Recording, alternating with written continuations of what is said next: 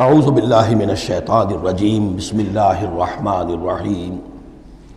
اب جو حصہ آ رہا ہے سورہ مبارکہ کا، اس میں ایک تو یہ 3 آیتیں درمیان میں آ رہی ہیں، وہ تو خاص طور پر جو ہے یوں سمجھیے خواتین سے متعلق نہیں ہے، مردوں سے متعلق ہیں، اور وہ اصل میں سورہ حدید کا سلسلہ جو ہے جو آخر اب اختتام پر آ رہا ہے، اس کا نقشہ جو ہے یہاں پر پھر آ جائے گا۔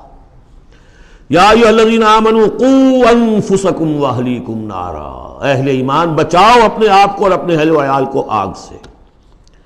یعنی دیکھیے ایک نیگیٹو اسپیکٹ تو یہ آیا تھا، یا ایھا الذین آمنوا ان من ازواجکم واولادکم عدوا لکم فاحذروہم، یہ تو نیگیٹو ہے، اپنے آپ کو محفوظ رکھو، ان کی محبت ان کی دلجوئی تمہیں غلط راستے پر نہ ڈال دے۔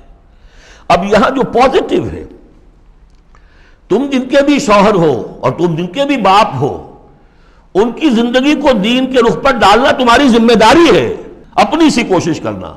حضرت نوح کا ایک بیٹا بھی ان کے نگاہوں کے سامنے غرق ہو گیا، کوئی بات نہیں، لیکن تم کیا کر رہے ہو؟ تم اپنے اہل و عیال کے حق میں سمجھا تم نے یہ ہے کہ صرف نان نقصے کی ذمہ داری ہے، کھانا پلانا ہماری ذمہ داری ہے، بس یہ بہت غلط ہے۔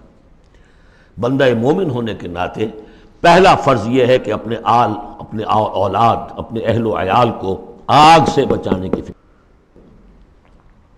تربیت ان کی، دین کے لیے رجحان پیدا کرنا ان میں، اس کے لیے جو بھی ممکن طریقے ہو اختیار کرنا، یہ تمہاری ذمہ داری ہے۔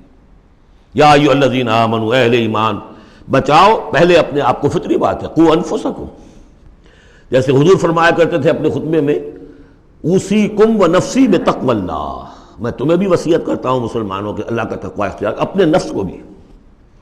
اسی طرح قوا انفسکم واہلیکم نارا، بچاؤ اپنے آپ کو اور اپنے اہل و عیال کو آگ سے، وقودھا الناس والحجارہ، اس کا ایندھن بنیں گے انسان اور پتھر، علیہا ملائکۃ غلاظ شداد، اور اس پر ایسے فرشتے ہیں معمور ہیں اس جہنم پر کہ جو بڑے تند خو ہیں، سخت دل ہیں، شداد، لا یعصون اللہ ما امرہم۔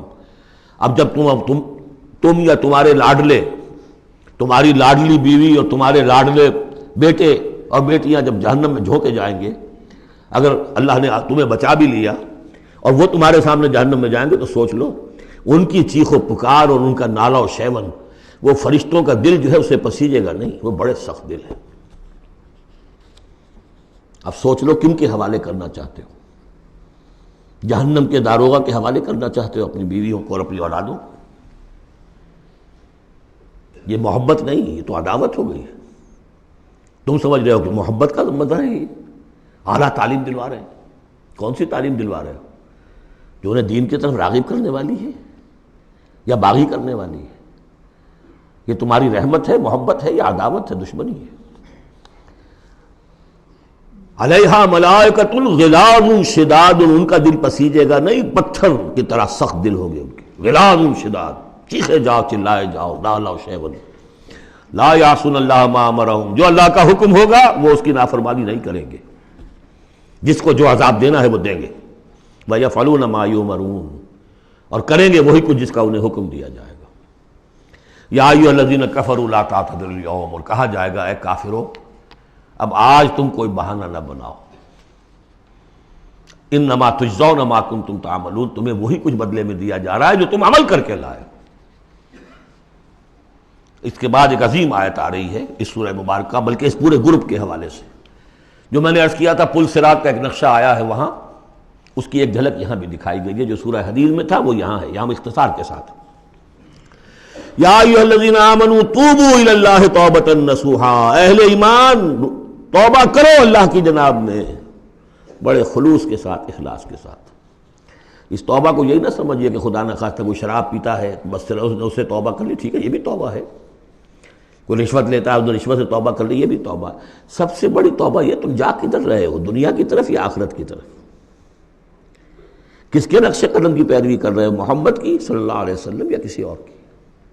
زندگی کا رخ کیا ہے؟ پلٹو، لوٹو اللہ کی طرف، آخرت کی طرف، جو آپ پڑھ چکے ہیں سورہ ذاریات، ففروا الی اللہ، دوڑو اللہ کی طرف، لپکو اللہ کی طرف۔ کدھر جا رہے ہو؟ فأین تذهبون، کدھر جا رہے ہو؟ یا ایھا الذین آمنوا توبوا الی اللہ توبۃ نصوحا، غفلت میں زندگی گزر گئی، اب بھی جب تک کہ موت کے آثار شروع نہیں ہوتے، چاہے کتنا بڑھاپا آ گیا، موقع ہے۔ فرائض دینی کو سمجھو کہ وہ کیا ہے، ان کو ادا کرنے کے لیے کمر کسو۔ فرائض دینی صرف نماز و روزہ ہی نہیں ہے، فرائض دینی باطل کے غلبے کے تحت اگر تم زندگی گزار رہے ہو تو اس کے خلاف بغاوت، اس کے لیے جد و جہد، یہ نہیں کہ بس کھڑے ہو نعرہ مارو اور کوئی آپ کے اوپر گولیاں چلیں، تیاری کرو اس کے لیے، جماعتی زندگی ہو، ان کی تربیت ہو۔ 12 برس تک مکے میں جو کرتے رہے محمد رسول اللہ صلی اللہ علیہ وسلم، اس کا کوئی عکس ہو، وہ کیفیت تو پیدا نہیں ہو سکتی۔ یہ رتبہ بلند ملا جس کو مل گیا، کوئی عکس اس کا 1000 میں 1 درجے میں کچھ تو ہو، یہ پیدا کرو، تیاری کرو، سمجھو منہج انقلاب نبوی کیا تھا۔ توبوا الی اللہ توبۃ نصوحا، خالص توبہ، پاک توبہ۔ یہ نہ ہو کہ دل میں کہیں چور رکھا ہوا ہے کہ پھر کرنا تو ہے وہی کام، توبہ کی تسبیح کر لو، وہ توبہ نہیں۔ اگر تم خالص توبہ کرو گے، عسیٰ ربکم ان یکفر عنکم سیئاتکم، امید ہے تمہارا رب تم سے تمہاری برائیوں کو دور کر دے گا، نامہ اعمال کے دھبے بھی دھو دے گا۔ التائب من الذنب کمن لا ذنب لہ، جو حقیقت میں توبہ کر لے گناہ سے، وہ ایسے جیسے اس نے گناہ کبھی کیا ہی نہیں۔ اور یہ کہ آئندہ بھی تمہارے دامن کردار پر جو داغ ہیں وہ بھی دھو دے گا۔ وَيُدْخِلَكُمْ جَنَّاتٍ تَجْرِي مِن تَحْتِهَا الْأَنْهَارُ، داخل کرے گا تمہیں ان باغات میں جن کے دامن میں ندیاں بہتی ہوں گی۔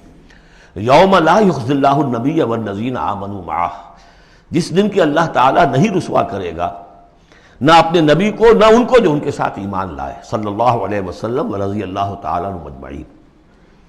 نورہم یسعی بین ایدیہم، ان کا نور دوڑتا ہوگا ان کے سامنے، وبایمانہم، اور ان کے داہنی طرف۔ وہی الفاظ ہے جو سورہ حدید میں آئے۔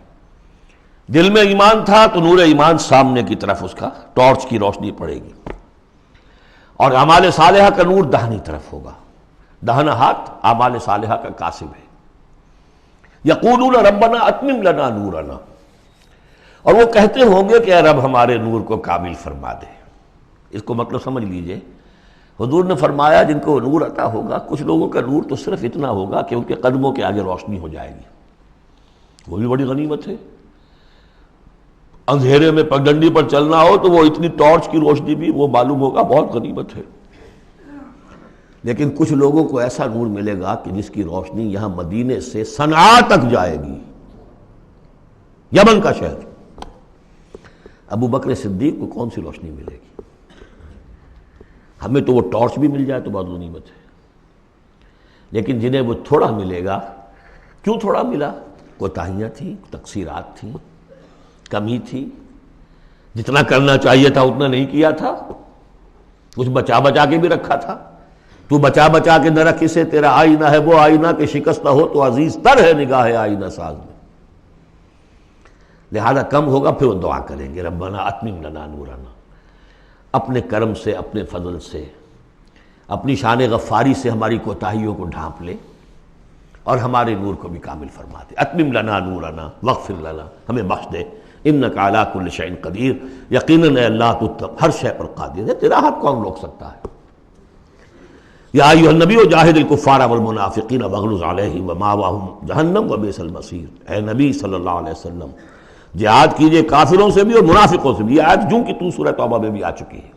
واغلظ علیہم، سختی کیجئے، آپ کی طبیعت میں نرمی ہے، اور اس نرمی کا ناجائز فائدہ اٹھاتے ہیں منافقین، کیونکہ قانونی ان کو پروٹیکشن حاصل ہے، مسلمان تو ہے وہ، تو آپ ان کے ساتھ بھی وہ معاملہ کرتے ہیں کہ جو اہل ایمان کے ساتھ کرتے ہیں۔ چنانچہ وہ کہتے ہیں ہوا اذن، یہ تو کان ہی کان ہے نرے، بس کان ہی کان ہے، سن لیتے ہیں، سمجھتے تو ہے ہی نہیں، دماغ میں بھیجا نہیں ہے ان کے، یہ بھی کہتے تھے وہ لوگ۔ لیکن آپ سختی کیجئے، یا ایھا النبی جاہد الکفار والمنافقین واغلظ علیہم ومأواہم جہنم، ان کا ٹھکانہ جہنم ہے، وبئس المصیر، اور بہت ہی برا ٹھکانہ ہے۔ صدق اللہ العظیم۔